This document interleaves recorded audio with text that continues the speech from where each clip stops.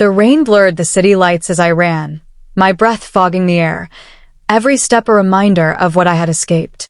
The November storm hit without mercy, drenching me within seconds of stepping onto the unfamiliar street. My cotton shirt, the only thing I'd grabbed in my panicked flight, clung to my skin like a second layer of fear. 20 minutes ago, I'd walked out of Carlos's apartment with nothing but my phone, my keys, $23 crumpled in my purse, and the desperate certainty that if I stayed one more night, I might not survive it. Not physically. Carlos had never needed to hit me. His weapons were subtler.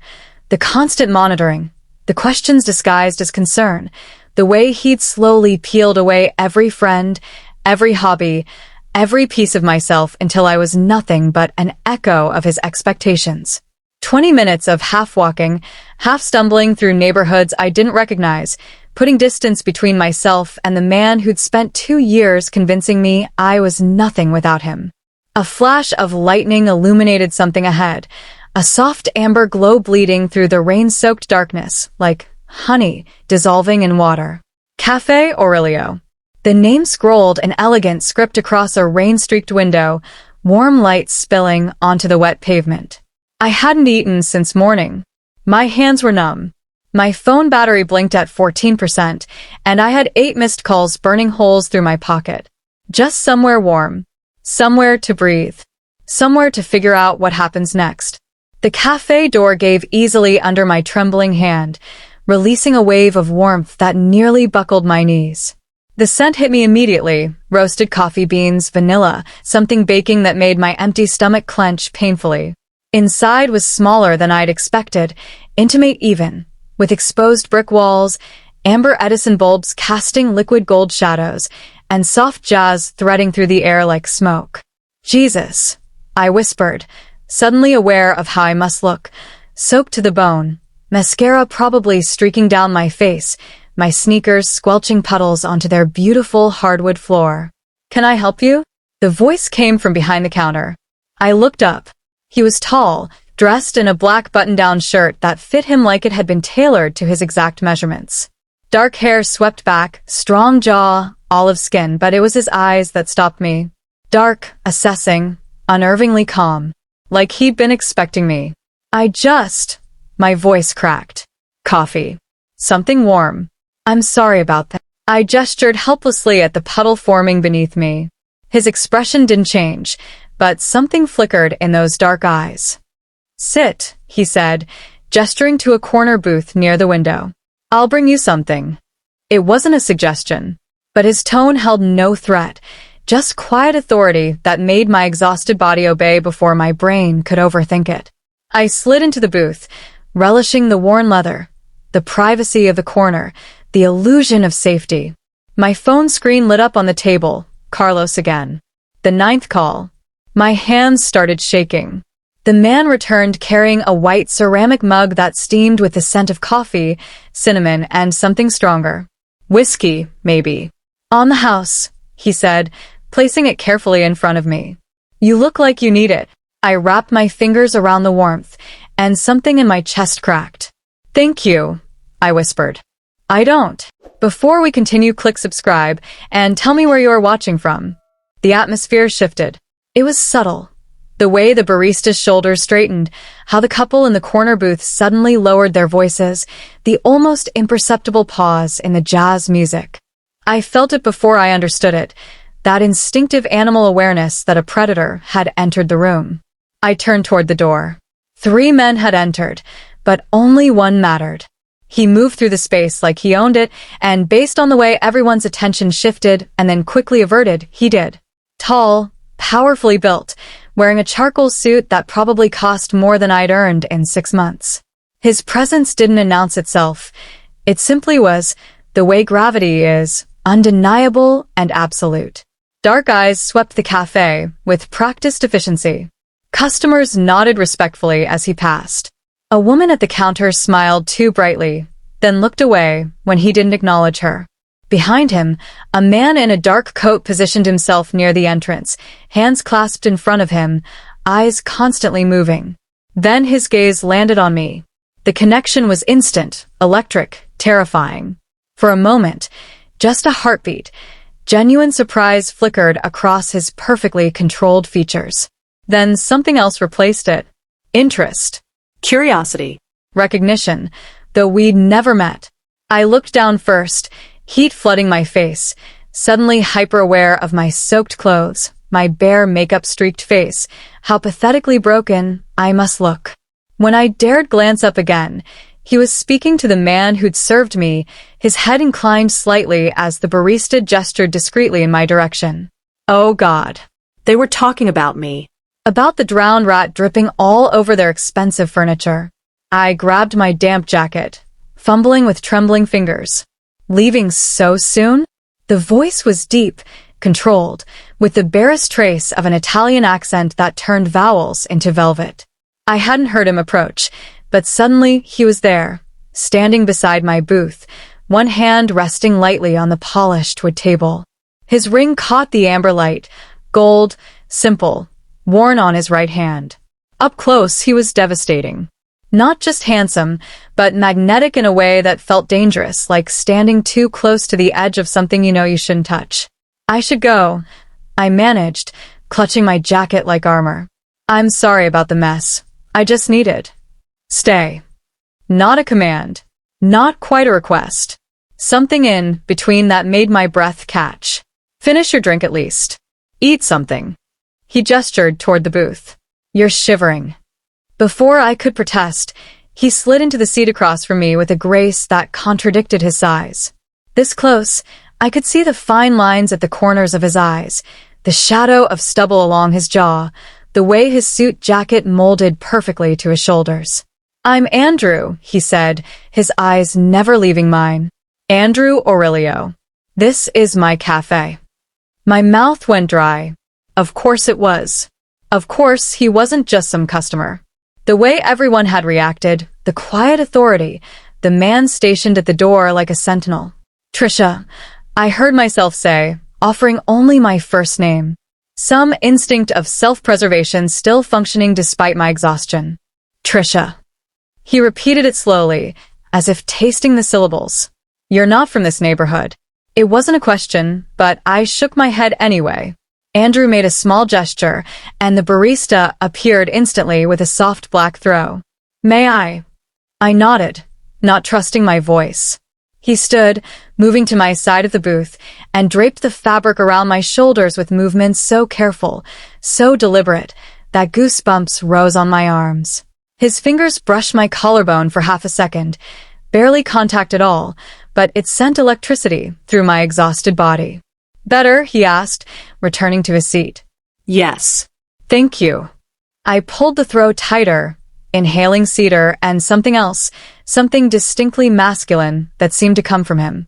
The scent filled my lungs like a drug. The barista returned unbidden, carrying a plate of pasta that steamed in the golden light. The aroma made my stomach cramp with hunger. I didn't order.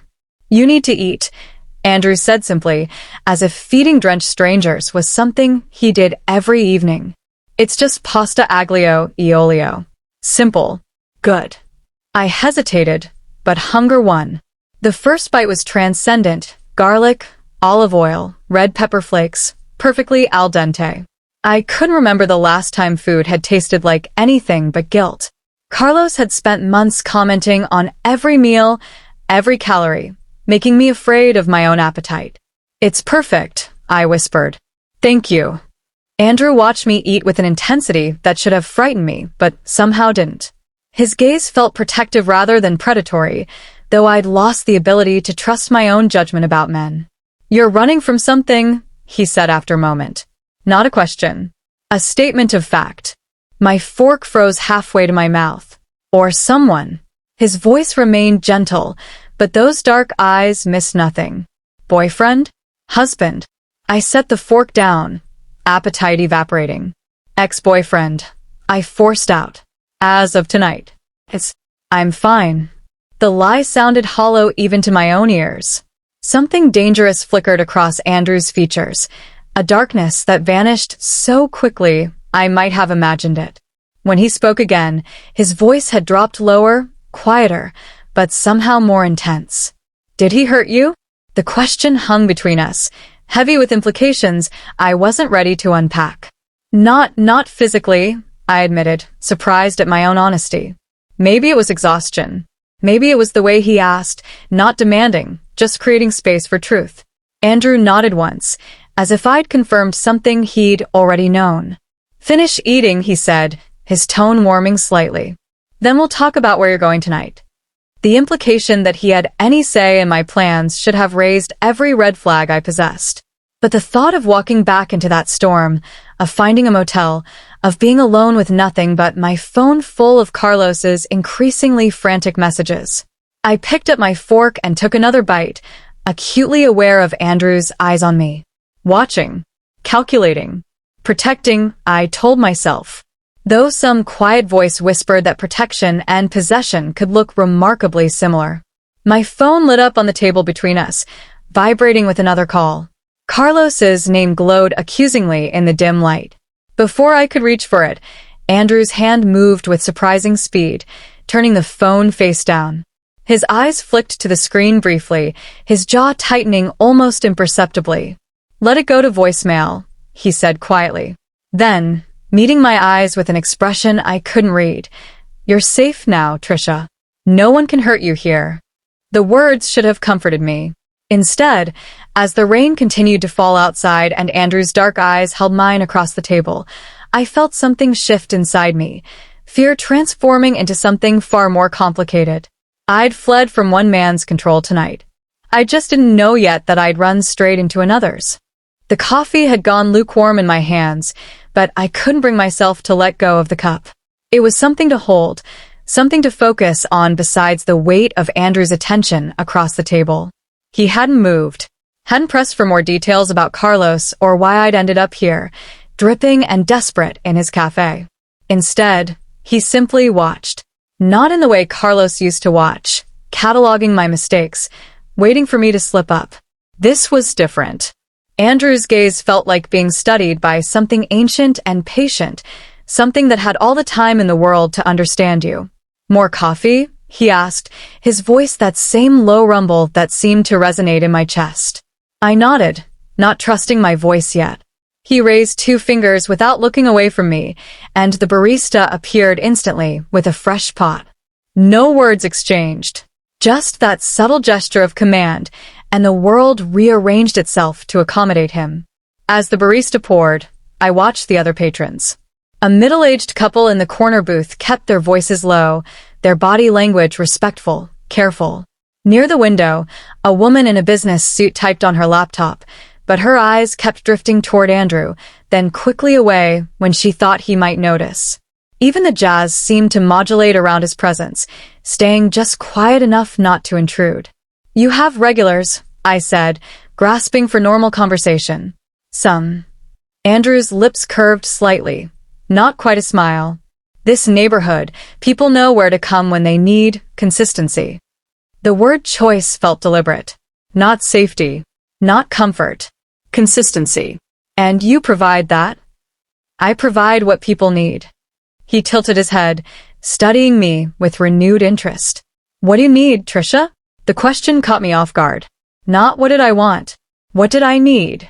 "I don't know anymore," I admitted before I could stop myself. I thought I knew, but everything I thought was solid just wasn't. Understanding flickered in his dark eyes. Carlos. Hearing his name in Andrew's voice sent an involuntary shiver through me. I nodded. "How long?" 2 years. The words came easier now, like a dam breaking. It was good at first. Or I thought it was. He was attentive, always wanted to know where I was, who I was with. I thought it meant he cared. But it didn't. No. I wrapped my hands tighter around the warm cup. It meant he was mapping my entire life, so he could control every piece of it. Andrew's jaw tightened almost imperceptibly. And tonight I finally understood that if I didn't leave, I'd disappear completely. I met his eyes, surprised by my own honesty. So I ran. Smart girl. The praise shouldn't have warmed me the way it did. But after 2 years of Carlos telling me I was stupid, naive, helpless without him, those 2 words felt like oxygen. Thunder rumbled outside, closer now. The rain intensified, sheets of water streaming down the windows, turning the city beyond into an impressionist blur of light and shadow. "Do you live nearby?" Andrew asked, his tone casual, but his eyes sharp. No. I was staying in Riverside. With Carlos. Long way to run in the rain. I took the bus as far as I could. Then I just walked. "Are you waiting for someone? Friend? Family?" The questions felt natural, conversational. But I caught the careful way he phrased them, leaving space for me to reveal without demanding. "No," I said quietly. "I don't really have." Carlos didn't like me spending time with other people. Said they were bad influences. That they didn't understand us.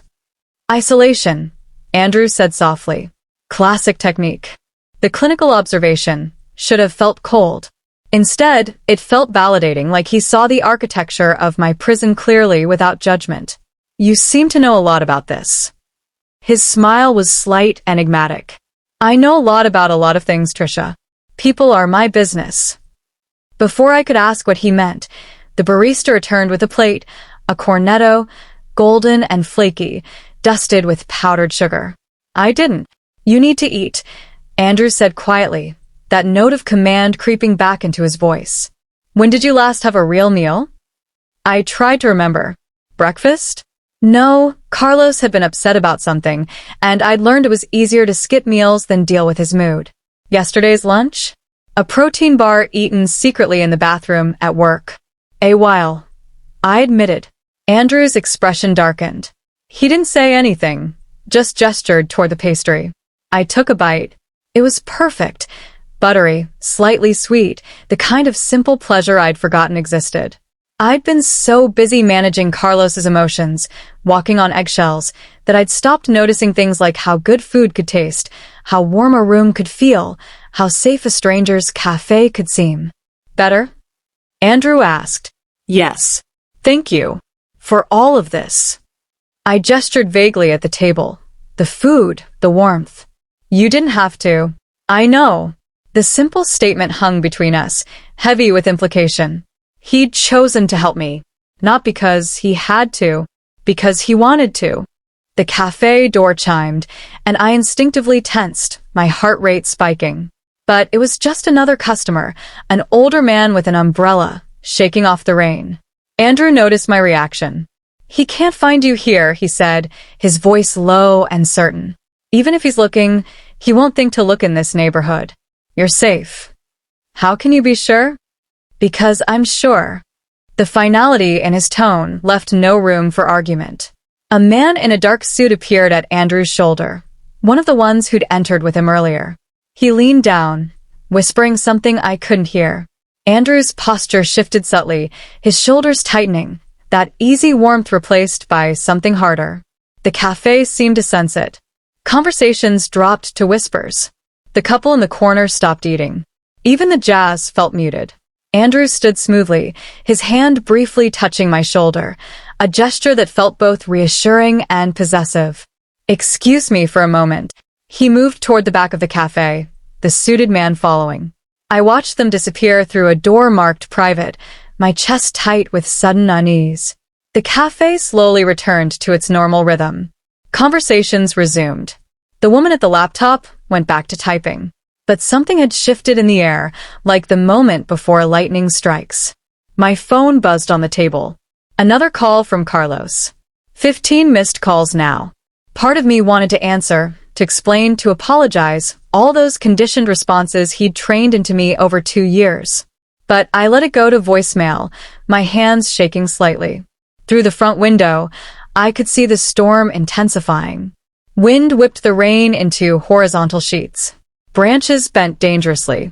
The neon sign of Café Aurelio flickered once, twice, then held steady, a beacon in the chaos. The private door opened. Andrew emerged alone, pulling his phone from his pocket as he walked. His expression was carved from stone, all traces of warmth gone. He answered the call without greeting. "Where?" His voice was clipped, cold in a way that made my breath catch. A pause. "I don't care about the complications.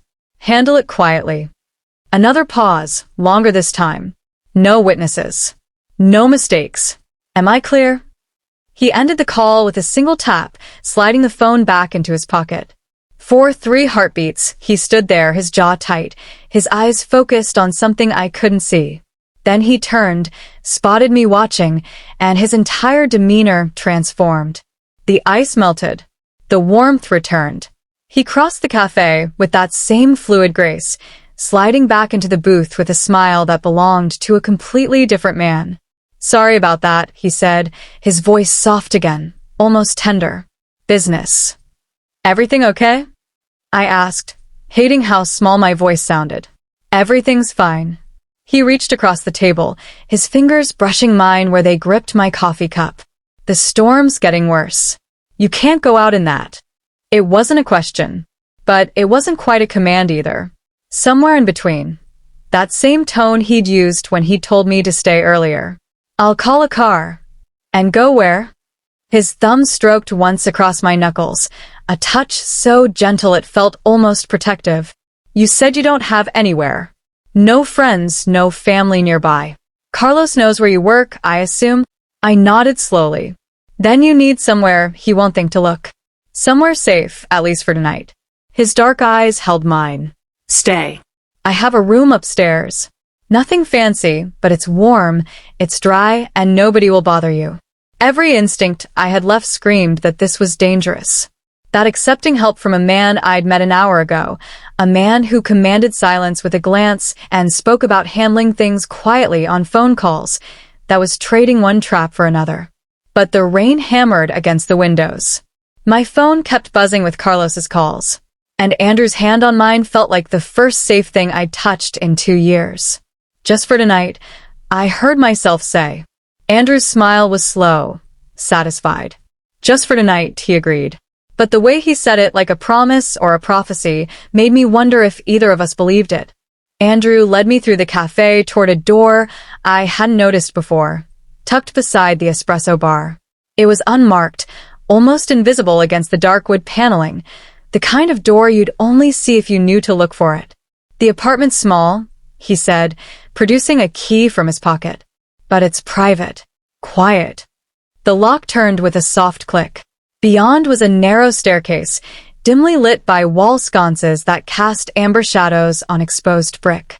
The stairs creaked softly under our weight, a sound that felt oddly intimate in the silence. I should have been afraid. Every self-preservation instinct I possessed should have been screaming at me to run back down those stairs, back into the storm, anywhere but further into this stranger's private space. But exhaustion had seeped into my bones. My clothes were still damp, clinging uncomfortably to my skin. My feet ached from walking in wet sneakers. And the thought of facing the rain again, of finding a motel, of being alone with nothing but my phone full of Carlos's increasingly frantic messages. "Here." Andrew pushed open a door at the top of the stairs. The apartment was exactly as he described, small, but somehow perfect. A studio space with warm hardwood floors, a kitchenette along one wall, a bed with a wrought iron frame covered in white linens. Large windows overlooked the street below, rain streaming down the glass in rivers. A single armchair sat near the window, a reading lamp beside it. Everything was clean, minimal, almost austere in its simplicity. But it was the details that made me pause. On the bed, folded towels, fluffy and white. Beside them, clothes. A soft gray sweater, black leggings, even underwear still in packaging. All exactly my size. On the nightstand, a carafe of water, a glass, and a handwritten note on heavy cardstock. My heart hammered as I picked up the note. The handwriting was precise, controlled, each letter perfectly formed. "You're safe now. Sleep." "How did you—" I turned to find Andrew watching me from the doorway, his shoulder against the frame, his expression unreadable. "The clothes?" I nodded, unable to form words. "Lucky guess." His smile was slight. "You looked cold." But they weren't a guess. The sweater was my exact size, right down to the preferred length. The leggings were the brand I always bought. Even the underwear. The bathroom's through there. Andrew gestured to a door I'd missed. "Towels are fresh. Take your time." He pushed off the doorframe, preparing to leave, then paused. Lock the door behind me if it makes you feel better. But you're safe here, Tricia. I promise. Why are you doing this? The question burst out before I could stop it. You don't know me. I just walked in off the street. Andrew studied me for a long moment, something unreadable moving behind his dark eyes. Let's just say I recognize someone who needs help when I see them. He reached into his pocket, pulling out his phone. My number's programmed in the landline by the bed. You need anything, you call. Understood? Okay. Good girl. The words sent an involuntary shiver through me. Praise and possession wrapped in 2 syllables. Before I could process the feeling, he was gone, the door clicking shut behind him. I stood frozen for a moment, listening to his footsteps descend the stairs. Then I crossed the door and turned the lock. The sound of it engaging should have made me feel safer. Instead, it made me feel trapped. The shower was heaven. Hot water sluiced away the rain, the cold, the grime of my desperate flight through the city. I stood under the spray until my skin turned pink, until I could no longer feel the ghost of Carlos's hands on my shoulders, his voice in my ear telling me I was nothing without him. The towels were impossibly soft. The clothes fit perfectly, too perfectly. But I was too tired to examine that particular unsettling detail. I pulled on the sweater and leggings, the fabric warm against my clean skin, and caught sight of myself in the mirror. I looked different. Smaller somehow, more vulnerable with my face scrubbed clean, my hair damp and unstyled. Like a girl playing dress-up in someone else's life. The bed called to me.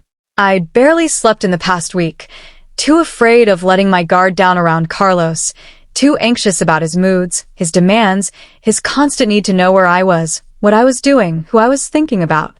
I slipped between the sheets. They smelled like lavender and something else, cedar, maybe. The same scent that clung to Andrew. My eyes closed, and for the first time in months, I fell into deep, dreamless sleep.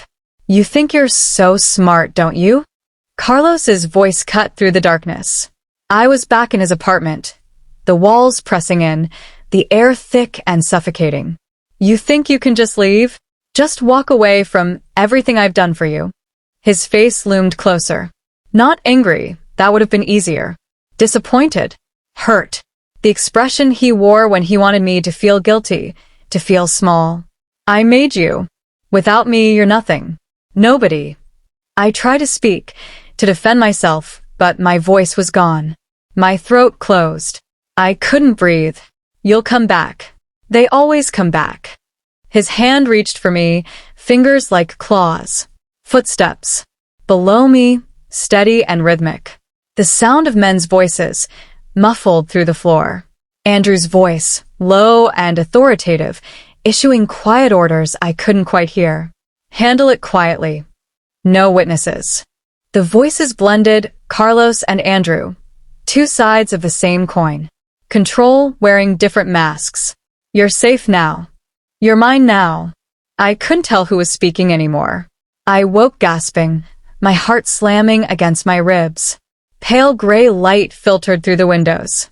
Morning. The storm had passed, leaving only the soft patter of residual rain against glass. The smell hit me then. Coffee, rich and dark, drifting up from below. And something else. Bread. Butter. The warm scent of breakfast. My phone on the nightstand showed 7:47 a.m. 18 missed calls from Carlos. 3 voicemails I couldn't bring myself to listen to. A soft knock at the door made me jump. Tricia? Andrew's voice, gentle through the wood. You awake? I wrapped the blanket around myself, suddenly aware of how intimate it felt to be in his clothes, in his space, first thing in the morning. Yes. Come down when you're ready. I made breakfast. I heard his footsteps retreat down the stairs. For a moment, I considered staying in the room, avoiding whatever came next. But my stomach growled traitorously, and the smell of coffee was impossible to resist. I splashed water on my face, ran my fingers through my tangled hair, and descended the stairs. The cafe was empty of customers. Morning light streamed through the windows, turning the space golden. Andrew stood behind the counter, setting plates on a small table near the window, the same booth where I'd sat last night. He looked different in daylight. Less intimidating, almost domestic in a simple black Henley and jeans. But his eyes were the same. Dark, assessing, missing nothing. "Good morning," he said, that slight smile playing at his lips. "Coffee, Please. I slid into the booth, watching as he poured from a French press. The coffee was perfect, strong, slightly bitter, exactly how I liked it, though I'd never told him. The breakfast spread was simple but perfect. Fresh bread, butter, jam, soft scrambled eggs, sliced fruit. More food than I'd seen in weeks that wasn't accompanied by Carlos's commentary about calories or portion sizes. "Eat," Andrew said, settling into the seat across from me. Not a request. A command softened by concern. I picked up a fork, suddenly ravenous. The eggs were creamy, perfectly seasoned. The bread was still warm, the butter melting into golden pools.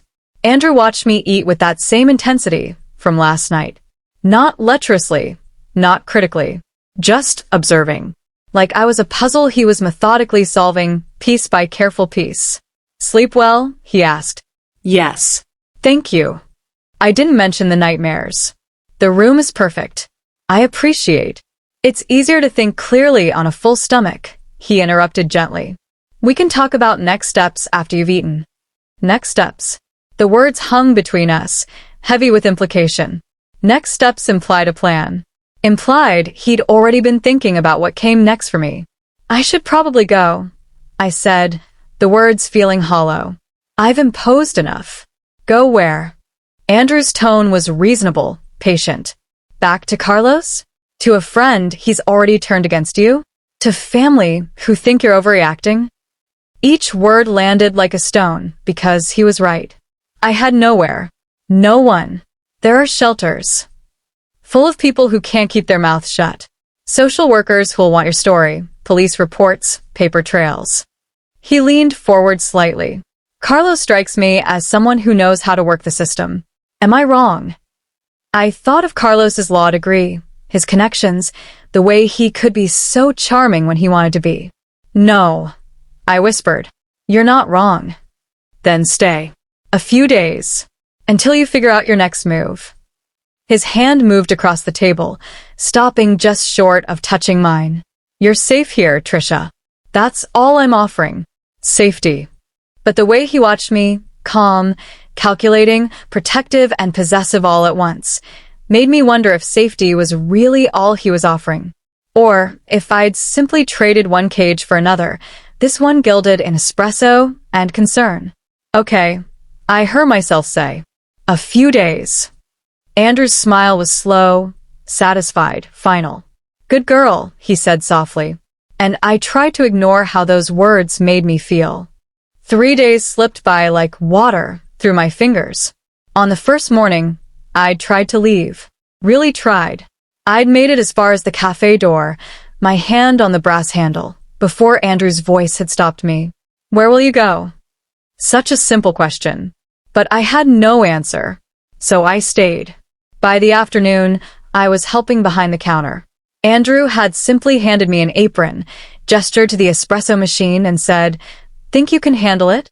As if it were the most natural thing in the world for a woman he'd met 48 hours ago to start working in his cafe. I could handle it. More than that, I needed it. The routine, the rhythm, the blessed distraction of work, the hiss of steam, the rich scent of coffee beans, the ritual of pulling the perfect shot. It filled the spaces in my mind where anxiety lived, where Carlos's voice still echoed. "You're useless without me. You can't do anything right." But here, I could. The customers thanked me. The espresso machine responded to my touch. And Andrew watched from across the room with something that looked almost like approval. By the second day, I stopped flinching every time the door chimed. By the third day, I realized I hadn't checked my phone for Carlos's messages in 6 hours. The cafe had its own language, I learned. The way Andrew would lift 2 fingers meant fresh coffee. A slight tilt of his head toward a table meant that customer needed attention. He never raised his voice, never repeated himself. People simply responded to him as if he were the gravitational center around which everything else orbited. With customers, he was courteous but distant. Professional. A wall of polished charm that gave nothing away. With his employees, Marco the barista, Sophia who handled the pastries, the various men in dark suits who came and went, he was authoritative. Firm. They called him Mr. Aurelio and never quite met his eyes. But with me, he was different. Gentle. Patient. Almost tender. "You're a natural," he said on the second afternoon, watching me craft a cappuccino with a careful heart design in the foam. The praise warmed me more than it should have. I used to work at a coffee shop. Before Carlos convinced me to quit. Andrew's expression darkened almost imperceptibly. He convinced you to quit a lot of things, didn't he? Everything, eventually. I set the cup on the counter, not meeting his eyes. My job. My friends. My Tuesday night book club. He always had a reason why they weren't good for me, why they were taking advantage, why I'd be happier staying home. Isolation is control, Andrew said quietly. Cut off the support system, and you have nowhere to run. Speaking from experience? His smile was slight, enigmatic. Let's just say I understand how power works. Before I could ask what he meant, a customer approached, and the moment passed. But I caught him watching me throughout the day. Not possessively, not hungrily. More like he was memorizing me, cataloging every expression, every gesture, every fleeting emotion that crossed my face. Small moments accumulated like photographs in an album I didn't know I was creating. The afternoon I'd been sitting in the corner booth during a slow period, and the chair wobbled dangerously beneath me. Andrew had appeared with a screwdriver, kneeling to tighten the loose leg without a word. His hands had been steady, capable, and when he'd finished, he'd simply nodded and walked away. The evening I'd found him standing at the front window after closing, a cigarette burning between his fingers, his expression distant as he stared out at the rain-slicked street. I'd started to retreat, not wanting to intrude, but he'd spoken without turning. Stay. I could use the company. So I'd stood beside him in comfortable silence, watching the city move beyond the glass. After a long moment, he'd said, "My father used to stand here every night after closing. Said it helped him think." This was his cafe, his dream, his legacy. Andrew exhaled smoke slowly. I inherited more than just the business. There was weight in those words, layers of meaning I couldn't quite unpack. But I understood inheritance. I understood the burden of other people's expectations, the weight of trying to live up to something you never asked for. Do you ever wish you could just walk away? I asked. Start over somewhere no one knows you? He'd turned then, his dark eyes finding mine. Every day. But we don't get to choose what we inherit, Tricia. Only what we do with it. Our conversations became a ritual. Late at night, after the last customer left, after Sophia and Marco had gone home, we'd sit in the dim cafe with espresso that would keep us awake for hours, talking about everything and nothing. He never asked directly about Carlos, never pushed for details about my past. But somehow he already seemed to know. The way I'd pause before answering certain questions. The way I'd check my phone compulsively, then hate myself for it. The way I'd freeze whenever a tall man with dark hair walked past the window. You're allowed to be angry, he said one night. Anger is better than fear. I don't know if I'm angry. Mostly I just feel stupid for letting it go on so long. You're not stupid. His voice was firm. You're human. He was good at what he did. They always are. They.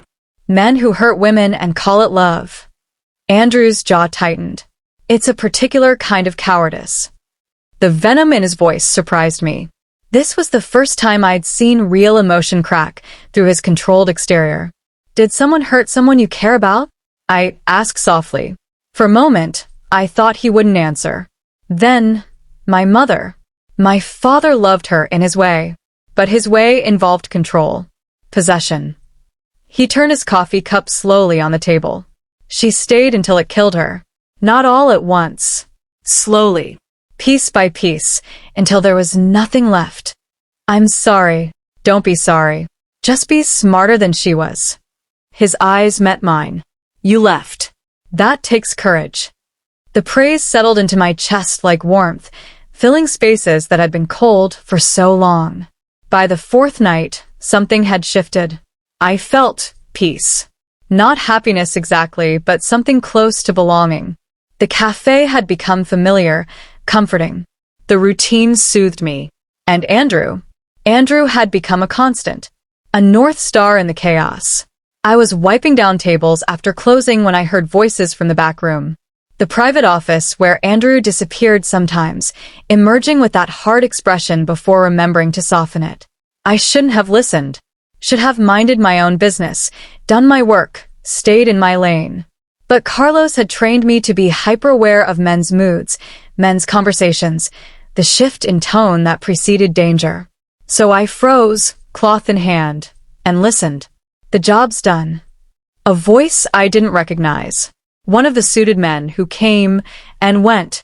He won't be a problem anymore. My heart stuttered. You're certain? Andrew's voice, low and controlled. Positive. Clean. No complications. A pause. Then Andrew, quieter now, almost gentle. Make sure there are no loose ends. I don't want any surprises. Understood, Mr. Aurelio. Footsteps approached the door. I scrambled back to the table, scrubbing furiously at a spot that didn't exist, my pulse hammering in my ears. The door opened. The suited man nodded to me politely as he passed, as if we'd just been discussing the weather. As if he hadn't just confirmed someone's elimination like he was checking off a grocery list. Andrew emerged a moment later. He spotted me, and something flickered across his face. Calculation, maybe, or assessment. Trying to gauge how much I'd heard. Then he smiled. That same warm smile that had made me feel safe. Almost done. Yeah. Just finishing up. He crossed to where I stood, taking the cloth from my trembling hands. You work too hard. Go upstairs. Rest. Andrew. Yes. His eyes held mine, dark and fathomless. Who are you talking about? What job? What loose ends? The questions crowded my throat, but I couldn't force them out. Because part of me knew that once I asked, once I demanded the truth, everything would change. The fragile piece I'd found here would shatter like glass. Nothing. Good night. Good night, Tricia. He brushed a strand of hair from my face, the gesture achingly gentle. Sleep well. I climbed the stairs to the apartment, my legs shaking. Behind me, I heard Andrew moving through the cafe, the soft clink of glasses, the lock turning on the front door.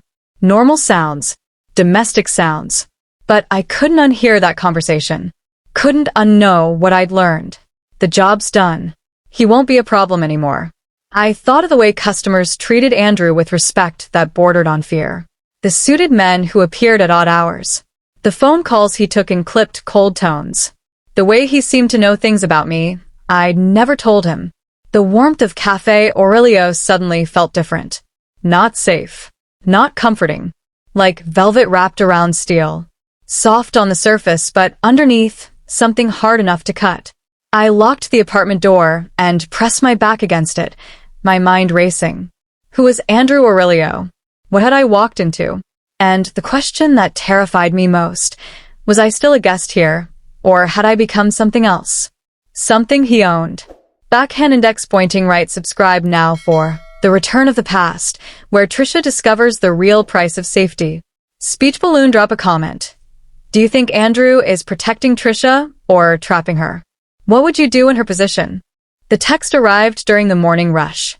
I was pulling a double shot of espresso, focused on the steady stream of amber liquid filling the cup, when my phone buzzed on the counter beside me. I glanced at it reflexively. Unknown number. You think you can hide from me? The world tilted. The portafilter slipped from my fingers, clattering against the drip tray. Hot espresso splashed across my hand, but I barely felt it. My vision tunneled, the cafe sounds fading to white noise as I stared at those 7 words glowing on the screen. Another buzz. Unknown number. I know where you are, Tricia. We need to talk. Unknown number. You're making this harder than it needs to be. My hands started shaking. The phone slipped from my grip, hitting the floor with a sharp crack. Tricia. Andrew's voice cut through the panic. I hadn't heard him approach, but suddenly he was there, his hand on my shoulder, steadying me. His eyes swept over me, assessing, then dropped to the phone face up on the floor. He bent down, picked it up, read the messages. Every trace of warmth drained from his expression. The transformation was instant, terrifying. The gentle cafe owner vanished, replaced by something cold and sharp and utterly controlled. His jaw tightened. His eyes went flat, dark as a winter sea. Who is he? The question was soft, but there was steel underneath. Carlos. My voice barely worked. I don't know how he... Your phone. Andrew's tone was clinical now, detached. Is the location services on? I don't know. Maybe. He pulled his own phone from his pocket, tapped something, then showed me the screen. A map. A blinking blued. My location, broadcasting to anyone who knew how to look. Stupid, I whispered, horror flooding through me. I'm so stupid. I should have. Stop. Andrew's hand moved to my face, tilting it up until I met his eyes. The coldness had softened slightly, though the danger still lurked beneath. This isn't your fault. He's a predator. Predators always find a way. He knows I'm here. He's coming. Let him come. The words were soft, almost gentle, but they carried the weight of absolute certainty. He won't touch you again, Tricia. I promise you that. You don't understand. Carlos is. I understand perfectly. Andrew released me, already moving, his mind working behind those dark eyes. Marco. Cover the counter. Marco appeared instantly, taking my place at the espresso machine without question. Andrew's hand found the small of my back, guiding me through the cafe toward the private office. Come with me. The office was small, masculine, spare. A desk with a computer. A leather chair. A filing cabinet. But it was the phone on the desk that Andrew reached for, dialing a number from memory. It's me, he said when someone answered. No greeting, no preamble. I need you here. Now. And bring Marco's brother. A pause. Yes. Both of them. He hung up, then turned to me. I'd pressed myself against the far wall, my arms wrapped around my chest, trying to hold myself together. Tell me everything, Andrew said. Not a request. How he operates. What he's capable of. Everything. So I told him. The words spilled out in a rush. How Carlos tracked my phone, my email, my social media. How he'd installed apps on my devices without me knowing. How he had friends in the police department, connections in the legal system. How he could be charming when he needed to be, convincing everyone that I was the unstable one, the dramatic one, the one who couldn't be trusted. Andrew listened in silence, his jaw growing tighter with each detail. When I finished, he nodded once. He's good, Andrew said quietly. Thorough. But he's also arrogant. That's his weakness. What are you going to do? What needs to be done? He moved toward me, his hands gentle on my shoulders despite the hardness in his eyes. Do you trust me? The question hung between us. Did I trust him? This man I'd known for less than a week? This man whose conversations included phrases like no loose ends and handle it quietly? But when I looked into his eyes, I saw something that Carlos had never shown me. Genuine concern. Not for himself, not for his image, but for me. Yes, I whispered. Good. He pressed a key into my palm. Go upstairs. Lock the door. Don't come down until I come for you. Understood. Andrew. Do you trust me? He repeated. Yes. Then go. I spent the next 3 hours pacing the apartment like a caged animal. Through the floorboards, I could hear muffled voices. The cafe had closed early. I'd heard Andrew's voice making announcements, apologizing for a family emergency. Then footsteps. Multiple sets. Men's voices, low and serious. I pressed my ear to the floor, trying to make out words, but could only catch fragments. Tracking the phone, intersection of 5th and, quietly, then silence. I moved to the window, watching the street below. The afternoon had turned gray, threatening rain again. Normal people passed by, a woman with a stroller, a man walking his dog, teenagers laughing over shared earbuds. Life continuing as if the world hadn't just tilted on its axis. Then I saw him. One of Andrew's men, the one who'd whispered to him that night, the one who'd talked about jobs being done. He emerged from the back alley carrying an umbrella, despite the fact that it wasn't raining. He moved with purpose, unhurried but deliberate, and disappeared around the corner. My mouth went dry. The umbrella. The way he carried it, careful and specific, like it contained something precious. Or something dangerous. I backed away from the window, my heart hammering. What had I done? What had I set in motion by trusting Andrew, by telling him everything about Carlos? He won't touch you again. Andrew's words echoed in my mind, and for the first time, I understood what they really meant. Hours passed. The sun set. The streetlights flickered on. I sat in the armchair by the window, unable to move, unable to think, my mind a white noise of panic and dread. The sound of footsteps on the stairs made me jump. A key in the lock. The door opened, and Andrew stepped inside. He'd changed clothes, or maybe just a shirt. The black button-down was different from the one he'd worn earlier, though it fit him the same way, perfectly tailored. His hair was slightly mussed, as if he'd run his hands through it. And when he moved closer, I caught it. A faint scent beneath his cologne. Metallic. Sharp. Gunpowder. "It's done," he said simply. His voice was calm, almost gentle. "You don't have to be afraid anymore." I stood slowly, my legs unsteady. "What did you do? What needed to be done?" He moved toward me, his movements careful, controlled. "Carlos won't be contacting you again. Won't be bothering you. Won't be a problem for anyone else. Andrew. He's gone, Tricia." His hands found my shoulders, solid and warm.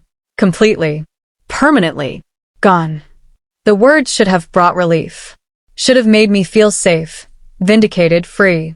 Instead, I started trembling. My whole body shook with it, violent and uncontrollable. Because I understood what gone meant. What permanently implied. What I'd allowed to happen by trusting Andrew, by accepting his protection. "Oh God," I whispered. "Oh God, what did you?" "Sure." Andrew pulled me against his chest, one hand stroking my hair with surprising gentleness. "You're safe now. That's all that matters." But I wasn't safe. Not really. Because the man holding me, comforting me, whispering reassurances in my ear, he was capable of making people disappear. Of solving problems quietly. Of doing whatever needed to be done without hesitation or remorse. I'd run from one monster straight into the arms of another. The only difference was that this one smelled like cedar and gunpowder and held me like I was something precious. "I need to know," I managed, pulling back to look at his face. "What happened to Carlos?" Andrew's expression was unreadable. "Do you really want to know? Or do you want to be able to sleep at night?"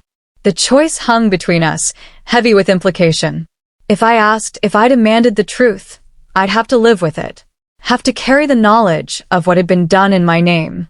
Have to accept my complicity in whatever darkness Andrew had unleashed. But if I didn't ask, if I let it remain a mystery, I could pretend. Could tell myself that Carlos had simply left. Moved on. Given up. Could live in the comfortable lie that Andrew's protection came without a price. "I want to sleep at night," I whispered finally. Something flickered in Andrew's eyes. Approval? Disappointment? I couldn't tell. "Smart girl," he said softly, and kissed my forehead with devastating tenderness. "Come on. You need to eat something. Then we'll talk about what happens next."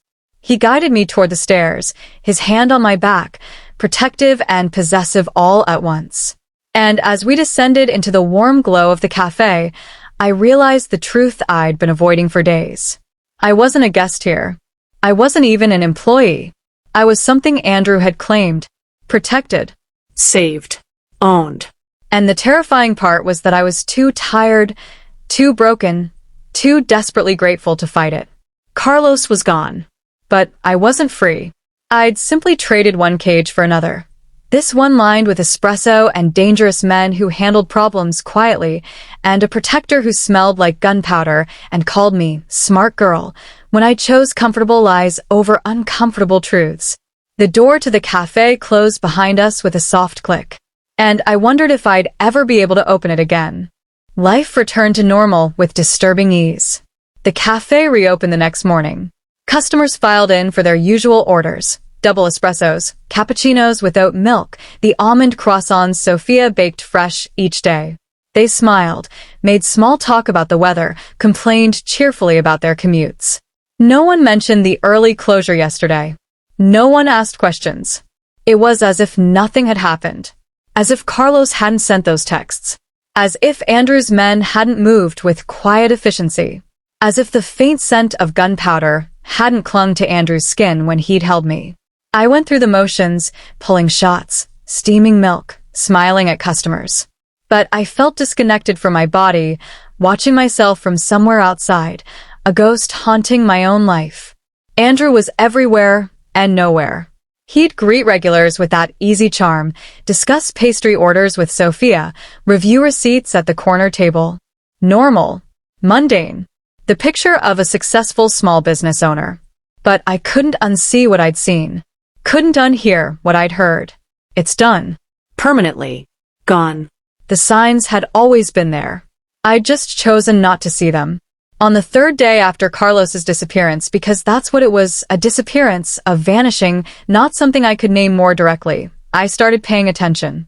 The men who came and went through the back in trance, always in dark suits, always nodding respectfully to Andrew. The way they carried themselves, alert and watchful, hands resting near their jacket pockets in a way that suggested concealed weapons. The black sedan that appeared outside every evening around closing, idling at the curb until Andrew emerged, sometimes talking on his phone in rapid Italian that I couldn't follow. The deliveries that came at odd hours, crates Marco would hustle quickly into the back room, never through the main cafe. The customers who didn't order anything, who sat in corner booths with their backs to the wall, nursing single espressos for hours while their eyes tracked everyone who entered. And Andrew himself. The way other men deferred to him. The phone calls he took in that cold, clipped tone. The expensive watch that cost more than most people earned in a year. The respect that bordered on fear. I'd been so desperate for safety, so grateful for shelter, that I'd willingly blinded myself to what was obvious. Andrew Aurelio wasn't just a cafe owner. He was something else entirely. I waited until after closing. Until Sophia and Marco had left, until the last customer had departed, until it was just Andrew and me in the amber-lit quiet. He was at his usual spot by the espresso machine, cleaning the portafilter with meticulous care.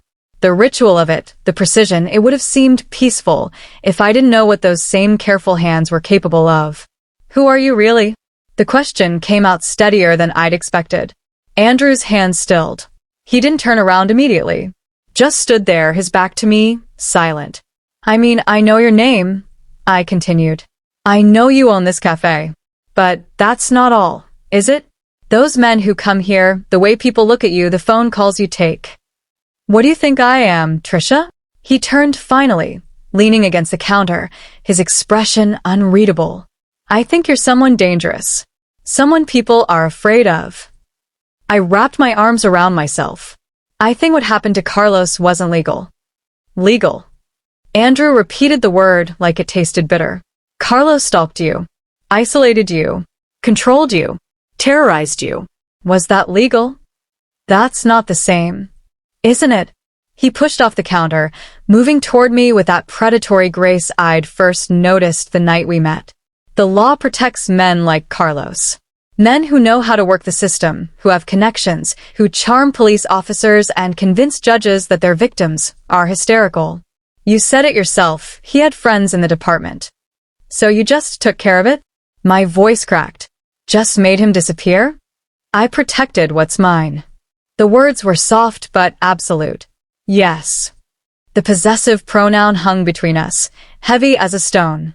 I'm not yours, I whispered. Andrew's smile was slight, sad almost. Aren't you? He was close now, close enough that I could smell cedar and coffee and something darker underneath. His hand came up, fingers brushing my jaw with devastating gentleness. You walked into my cafe, he said quietly. Broken, terrified, running from a man who would have destroyed you. And I gave you shelter, safety, protection. What does that make you, if not mine? I should have pulled away, should have run. But his touch was so careful, so different from Carlos's grabbing hands, from his bruising grip. Who are you? I asked again, barely breathing. Someone who protects what's his, Andrew repeated. Then, after a pause, my family has interests in this city. Businesses. Connections. We've been here for 3 generations, building something that requires careful management. You're talking about the Mafia. The word felt absurd, cinematic, impossible. I'm talking about family, about loyalty, about protecting people who matter. His thumb traced my cheekbone, about doing what needs to be done when the law fails. You knew. The realization hit me suddenly, completely. About Carlos. You knew before I even walked in here that night. Something flickered in Andrew's eyes. Not quite guilt. More like satisfaction at being understood. You were being watched, he admitted. Not by me. One of my men lives in your building. In Carlos's building. He'd heard the fights through the walls. Seen the bruises you tried to hide. He mentioned it to me, concerned. Andrew's hand moved to my hair, fingers threading through it. I only wanted to make sure you were safe. So, you had me followed? Horror and something else, something I didn't want to name, twisted in my chest. I had you protected. There's a difference. His voice was low, intimate. And when you finally ran, when you stumbled into my cafe in a rain, soaked and scared and so fucking broken, his jaw tightened. I knew you were meant to be here. With me. That's insane. Is it? He stepped closer, backing me gently against the counter. You think it was coincidence? That out of all the places in this city, you found your way here? To me?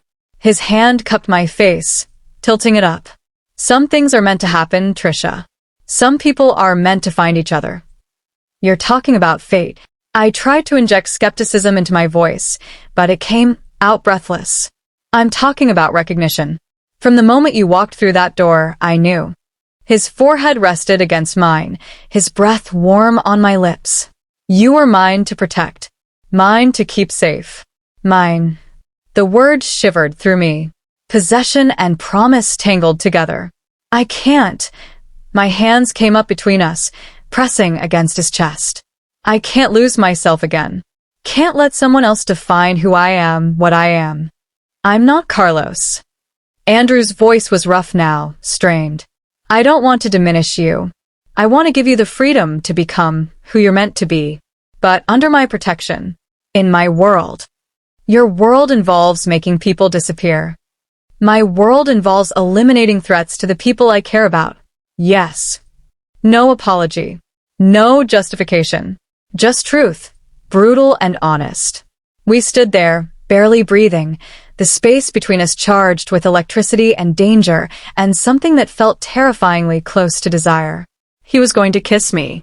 I could see it in his eyes, feel it in the tension of his body. And God help me, part of me wanted him to. Wanted to surrender to this dark gravity, to let Andrew's dangerous certainty replace my exhausting fear. At the last moment, I turned my face away. I can't, I whispered against his jaw. Not like this. Not when I don't even know if what I'm feeling is real or just gratitude. Trauma bonding. Stockholm Syndrome. Andrew pulled back slightly, his hand still gentle on my face. What if it's all of those things and still real? The question hung between us, unanswerable. I need time, I said finally. Space to think. To figure out who I am without Carlos, without me. A ghost of a smile. Take all the time you need, Tricia. I'm patient.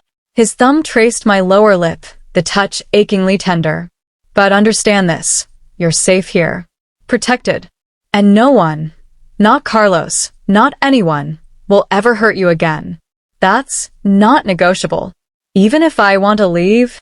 His eyes held mine, dark and fathomless. Do you want to leave? The honest answer terrified me.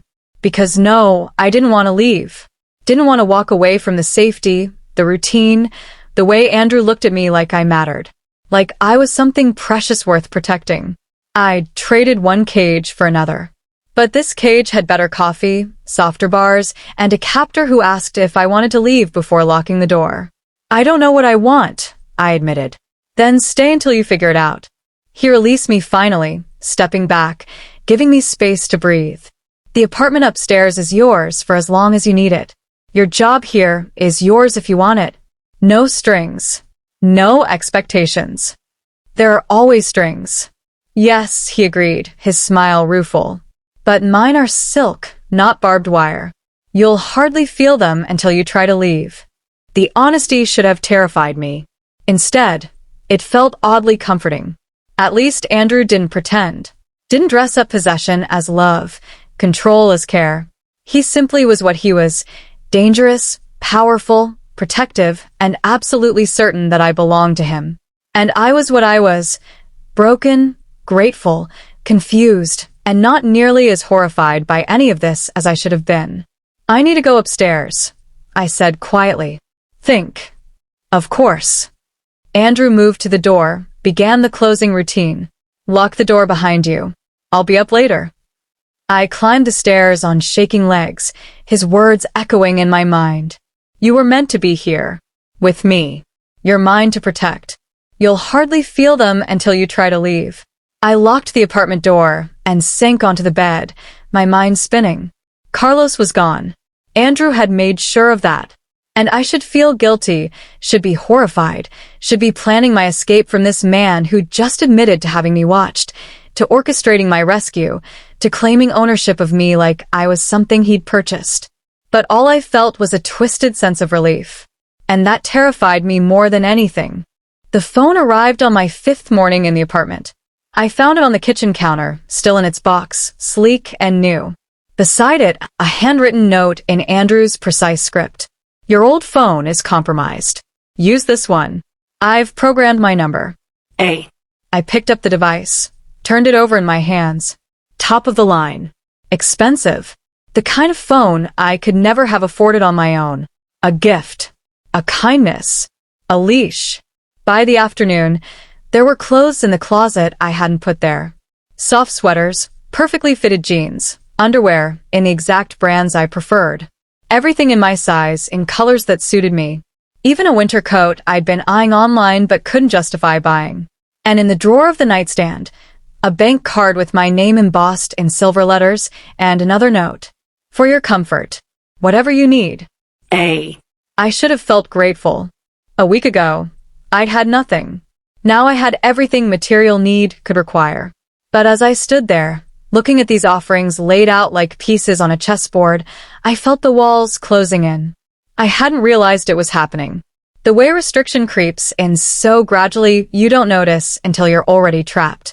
The first few days, I'd been too exhausted, too traumatized to think about leaving. Then I'd been working in the cafe, distracted by routine. Then Andrew had revealed the truth about Carlos, and I'd been too shaken to do anything but survive. But now, standing in the apartment with a closet full of clothes I hadn't chosen and a phone I hadn't asked for, I realized I hadn't stepped outside alone since the night I'd arrived. Not once. Every time I'd gone downstairs, it had been to work in the cafe. Every errand I'd needed, toiletries, tampons, the book I'd mentioned wanting to read, had simply appeared, handled by Andrew's invisible network of efficiency. I'd thought it was kindness, thoughtfulness. I hadn't recognized it as control. The next morning, I decided to take a walk. Just around the block. A coffee from somewhere else. A taste of normalcy, of freedom, of being a person in the world rather than a kept thing in Andrew's carefully constructed sanctuary. I dressed in my own clothes, the ones I'd arrived in, now laundered and folded, some small rebellion against the wardrobe Andrew had provided. I took the stairs down, bypassing the cafe entrance for the back door that led to the alley. My hand was on the handle when a voice stopped me. Miss Tricia. I turned. One of Andrew's men stood there, the one I'd seen with the umbrella. Marco's brother, I'd learned. His name was Dante, and his eyes were kind but immovable. I was just going for a walk, I said, hating how defensive I sounded. Mr. Aurelio asked that you wait. Dante's tone was apologetic but firm. He'd like to accompany you. For safety. I'm just going to the corner. I understand. But Mr. Aurelio was very clear. Dante shifted slightly, and I realized he was blocking the door without making it obvious. He'll be finished with his call in a few minutes. I can let him know you're ready. The phrasing was perfect. Polite. Reasonable. But the message was clear. I wasn't leaving without permission.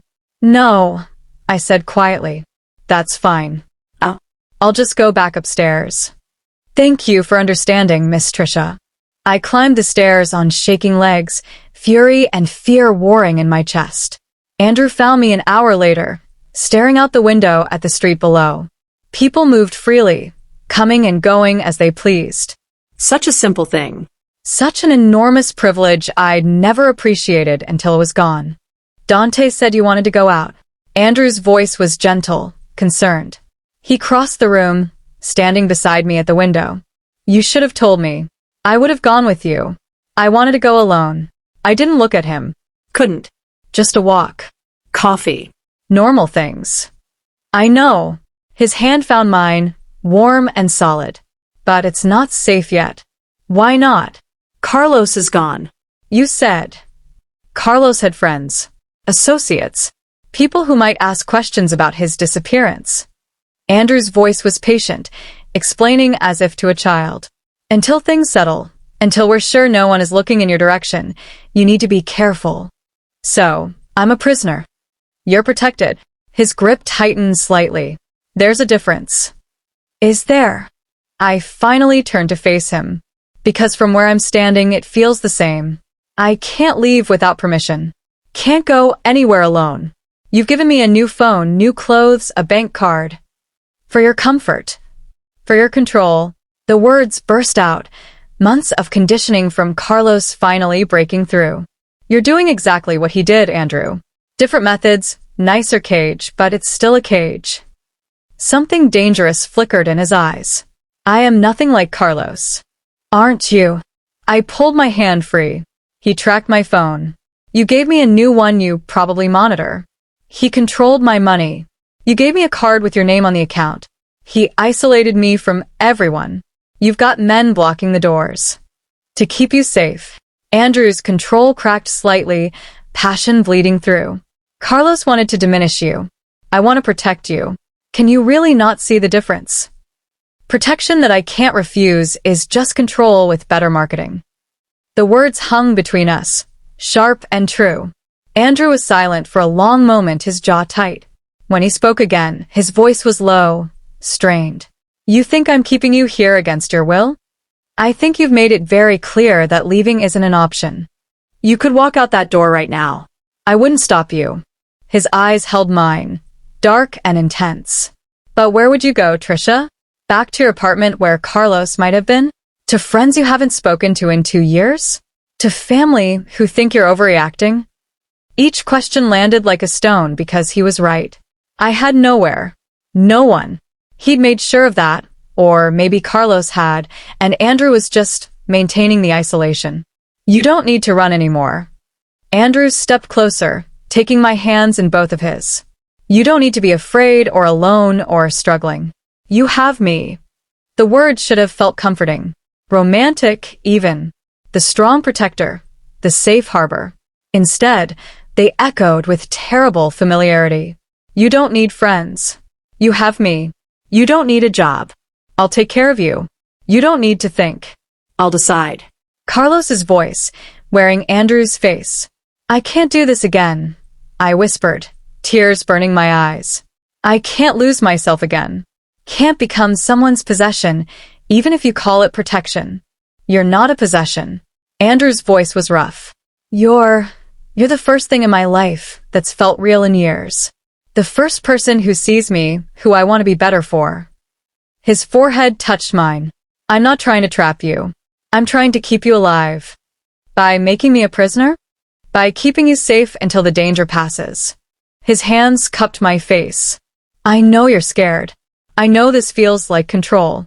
But I swear to you, Tricia, the moment it's safe, The moment I know no one is looking for you, you can go anywhere. Do anything. I'll help you start over, new city, new life, whatever you need. And if I want to start over away from you? The question hung between us, brutal and honest. Andrew's expression cracked, just for a moment. Pain, raw and real, flashing across his features before he controlled it.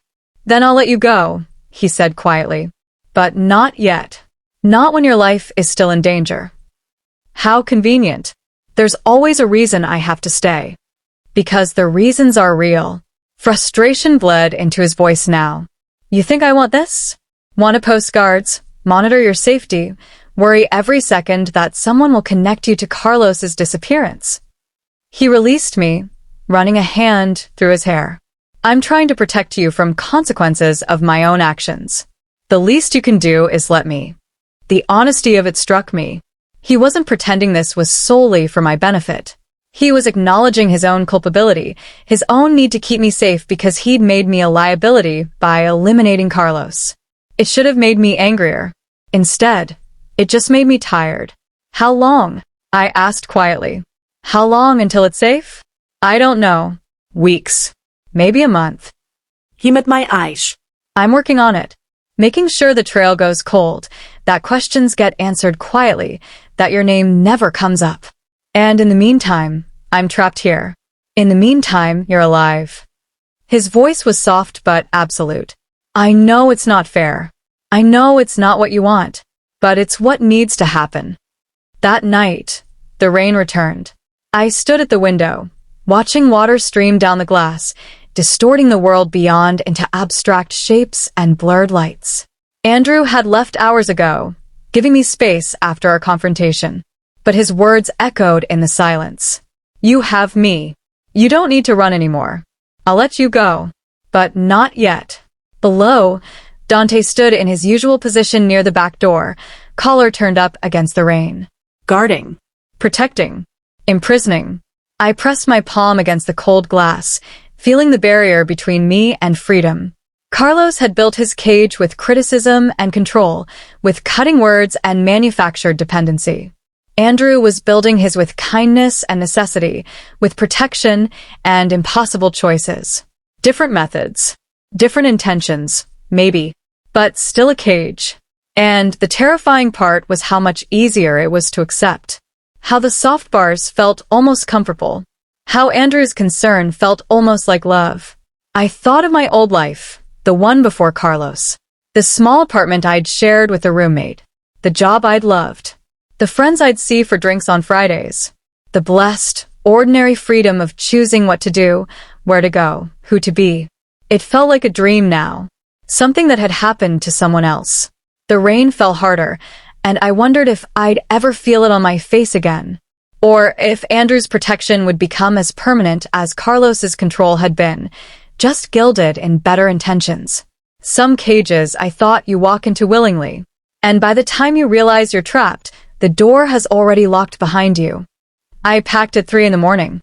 Quietly, methodically, I folded the clothes Andrew had bought me and left them on the bed. I wouldn't take anything that wasn't mine. Couldn't bear the weight of obligation, the silent debt each gift represented. Instead, I packed only what I'd arrived with. My original clothes, now clean. My phone, the old one, not the one Andrew had given me. The $23 in cash I'd found crumpled at the bottom of my purse. It wasn't much, but it was mine. Dawn was still hours away. The cafe below would be silent. Andrew long gone to wherever he spent his nights when he wasn't checking on me. I'd watched his patterns, learned his routines. Between 4 and 5 a.m., the building was empty except for me. That would be my window. I sat on the edge of the bed, my small bag at my feet, and waited for the clock to reach 4. My hands trembled. Not from fear of Carlos anymore. Carlos was gone, permanently. A truth I'd accepted with a horror that had dulled into numb acknowledgement. No, I was afraid of Andrew. Of what he'd do when he discovered I'd left. Of the reach of his protection, which might extend far beyond the walls of Café Aurelio.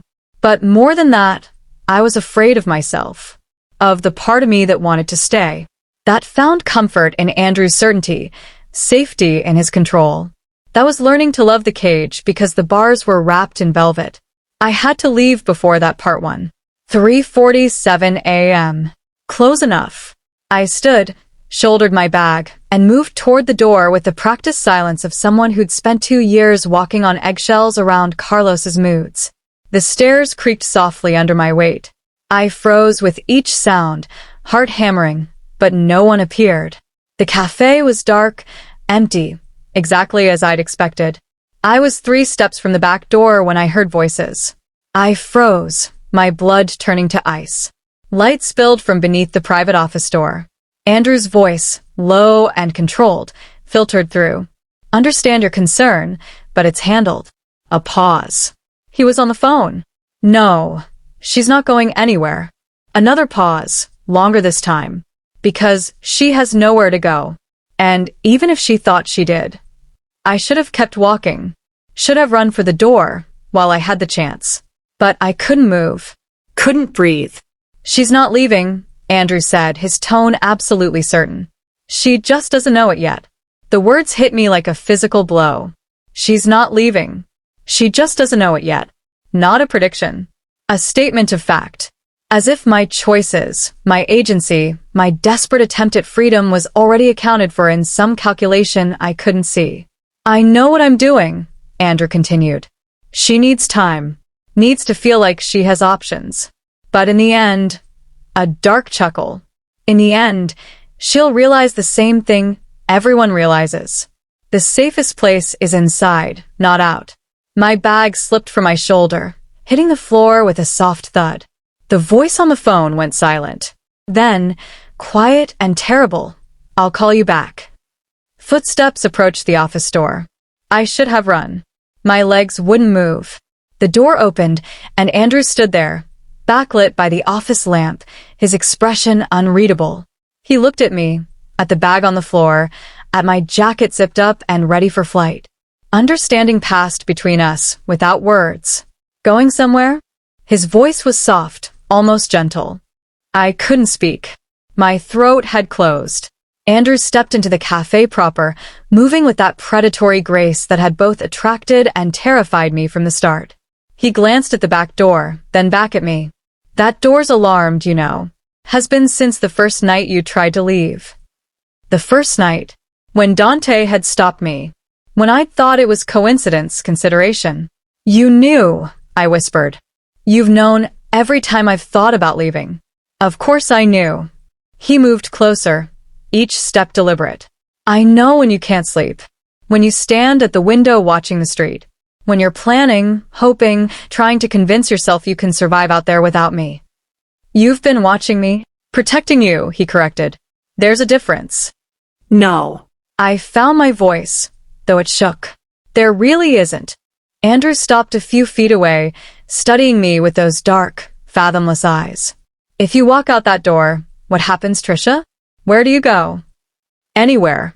A shelter. A shelter where you'll give your real name? Where Carlos's friends might find you. Where questions will be asked about why you're running. His voice remained calm, reasonable. Or maybe you'll try to disappear. New city, new name. But you have $23 and no ID you can safely use. How long do you think you'll last? Each word was a stone, building a wall around my options until there were none left. You're doing exactly what he did, I said, tears burning my eyes. Making me think I can't survive without you. The difference is I'm right. No apology in his voice. Just certainty. Carlos wanted you dependent because it fed his ego. I need you safe because he stopped jaw tightening. Because the alternative is unacceptable. Why? The question burst out. Why do you care? I'm no one. A stranger who walked into your cafe. You think I let strangers live in my home? Work in my business? Trust them with. He moved closer, and I saw real emotion crack through his control. You're not a stranger, Tricia. You haven't been since the moment you walked through that door. Then what am I? Mine. The word hung between us, simple and absolute. That's not an answer, I whispered. It's the only answer that matters. His hand reached out, fingers brushing my jaw with devastating gentleness. If you walk out there, the world will eat you alive again. Another Carlos will find you. Or worse. And I won't be there to stop it. You can't protect me forever. Watch me. His voice dropped lower, intimate and terrifying. Stay, Tricia. Stay, and I'll protect you. Give you everything you need. Everything you've been denied. Safety. Stability. A place in a world that won't hurt you. A cage. My voice broke. You're offering me a cage. I'm offering you a home. His other hand came up, cradling my face between his palms. The difference is love. The word shattered something inside me. Love. As if that made the control acceptable. As if his feelings justified taking away my choices. But Carlos had used the same word. Had called his manipulation love, his control caring, his isolation protection. And yet Andrew's touch was so gentle. His eyes held genuine concern. And when I looked past my own fear, I could see something in his expression that Carlos had never shown. Actual care for my well-being separate from his own needs. Or maybe I was just better at justifying captivity this time. I don't know who I am without someone to save me. I whispered, the admission breaking something fundamental inside me. Carlos saved me from loneliness. You saved me from Carlos. And I'm terrified that I'll spend my whole life being saved by people who just want to own me. Andrew's expression softened, something like pain flickering behind his eyes. Then let me be that someone. The last one. The one who saves you, and then teaches you how to save yourself. That's not how this works. Tears streamed down my face now. You're not going to let me leave. You've made that clear. I'm asking you to choose to stay. His thumb wiped away my tears. Not because you're trapped. Because you want to. Because despite everything, you feel safer here than anywhere else in the world. The terrible truth was that he was right. I did feel safer here. In this cafe, where danger wore expensive suits and protection came with invisible chains. Where Andrew's control felt less suffocating than Carlos's because it came wrapped in genuine concern. Or maybe I just learned to love my cage. Outside, rain began to fall. Soft at first, then harder, drumming against the windows like 1,000 desperate fingers trying to get in. Or maybe trying to get out. I can't, I whispered, even as my resolve crumbled. I can't just surrender. Can't just accept that this is my life now. Then don't accept it. Andrew pulled me closer until I could feel his heartbeat against my cheek. Fight me. Rage against it. Try to leave every day if you need to. But do it from here, where I can keep you safe while you figure out who you want to be. The permission to resist even while capitulating was such a perfect trap. The illusion of agency within captivity. The comfort of knowing someone cared enough to hold on even when I pushed away. This isn't healthy, I said against his chest. Whatever this is between us, it's not healthy. Probably not. His hand stroked my hair. But it's real. And it's keeping you alive. That has to count for something. My bag lay forgotten on the floor. The door remained closed. And I stood in Andrew's arms as the rain fell and morning crept closer, feeling my resistance die by inches. I hate you for this, I whispered. I know. I hate myself more. That will pass. His voice was soft, certain. You'll see. In time, you'll understand that this isn't surrender. It's survival. But I knew the truth. Had known it since I'd overheard his phone call, maybe even before. This was surrender. Pure and absolute. I was choosing the cage because the alternative was too terrifying. Choosing Andrew's control because it felt like care. Choosing captivity because freedom without resources or safety was just a slower kind of death. And the worst part? Some traitorous part of me was relieved. Relieved to stop fighting. To stop choosing. To let someone else carry the weight of keeping me safe, even if the price was my autonomy. Okay, I breathed, the word costing everything. I'll stay. Andrew's arms tightened around me. Smart girl. And as he led me back upstairs, away from the door and the rain and the possibility of escape, I wondered if this was how it always happened. If every cage felt like sanctuary at first. If every captor thought they were saving you, if every prisoner eventually learned to call their chains freedom. The apartment door closed behind us with a soft click, and I realized, with perfect clarity, that I'd just made the same choice as Andrew's mother. The woman who'd stayed until there was nothing left. I just prayed I'd be smarter about finding pieces of myself to hide away, before there was nothing left to hide. 6 weeks later, the cafe had become my entire world. I knew the rhythm of it now by heart. The morning rush at 7, when bleary-eyed commuters lined up for their salvation in ceramic cups. The mid-morning lull when regulars settled into corner booths with laptops and novels. The lunch crowd, hurried and efficient. The afternoon slowdown, golden light, slanting through the windows. The evening customers who came less for coffee than for the atmosphere, the safety, the sense of being somewhere that mattered. I moved through it all with practiced grace. Pulling shots with precise timing. Steaming milk to the perfect microfoam. Remembering orders before customers finished speaking.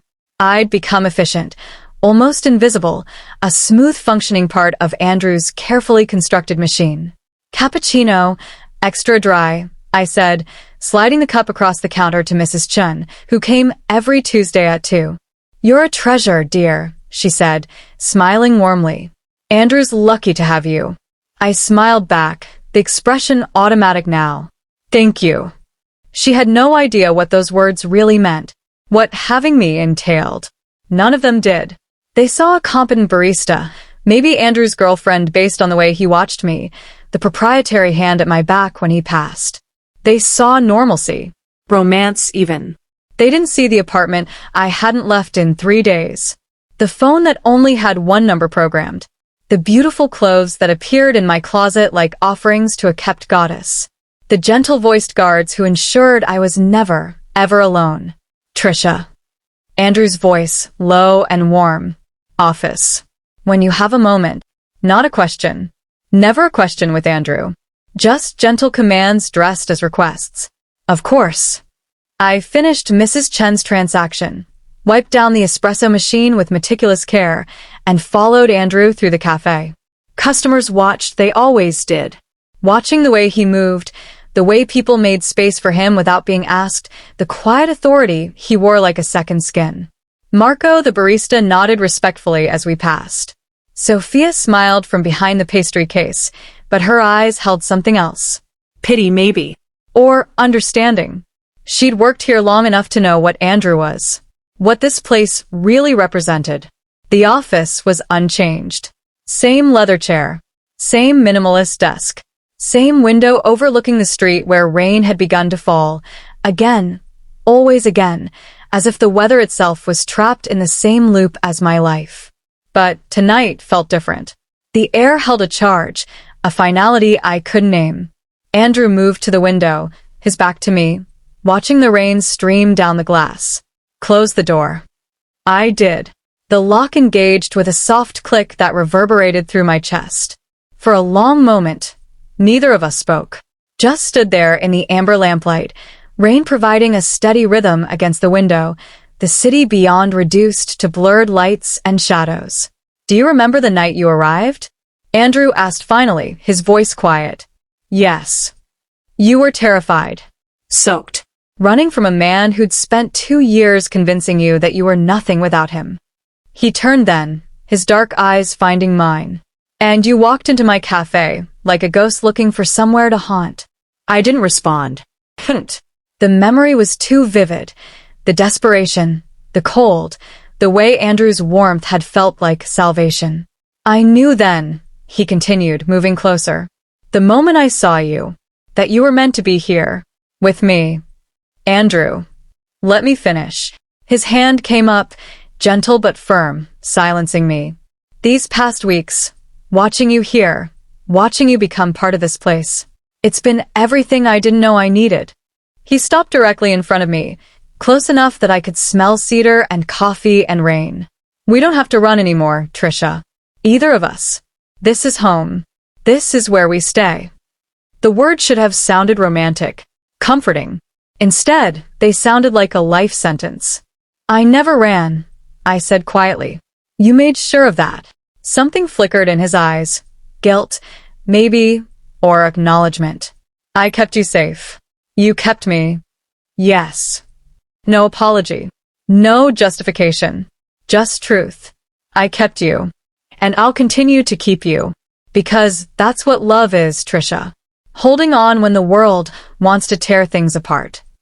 Love. He'd said the word before, but hearing it now, in this locked room with rain falling and no escape possible, it felt like a shroud.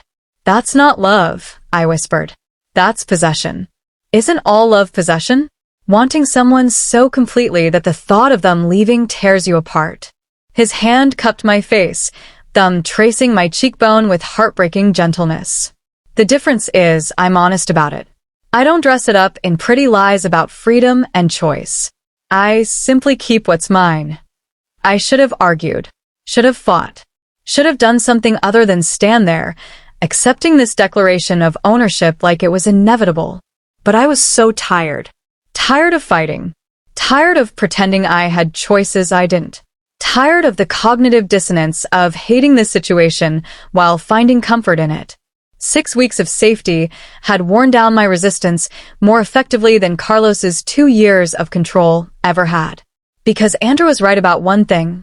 I did feel safer here. In this beautiful cage, with its espresso-scented bars and velvet-lined walls. Where danger was managed, threats eliminated, and all I had to do was surrender. What if I still want to leave? The question was automatic, ritual. We both knew the answer. Then I'll be disappointed. Andrew's smile was slight, sad. But you won't leave. Not because you can't. Because you don't want to. The terrible truth of it settled into my bones. He was right. Somewhere in the past 6 weeks, I'd stopped wanting escape and started wanting this.